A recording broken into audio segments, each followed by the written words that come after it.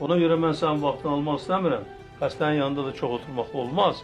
Mən bilirəm, mənim özüm də vaxtı xəstə olmuşam, bilirsiniz. 3 ay xəstəxanada yatmışam Moskvada.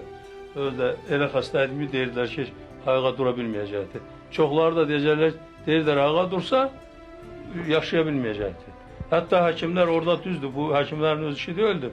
O vaxt Qarbaçov onlara göstəriş vermişdi, onlar gəldilər, bütün bu professorlar, akademiklər konsilium keçirdi, mənə deyirdilər ki, sən işləyə bilməyəcəksən, və deyim, nə istəyirsən?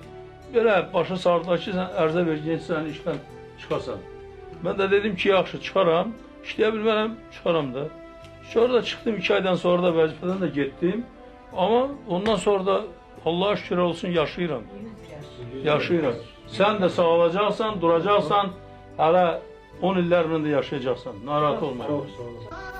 El bilir ki, sən mənimsən, yurdum, yuvam, məskənimsən, anam, doğma vətənimsən, ayrılar mı könül candan, Azərbaycan, Azərbaycan.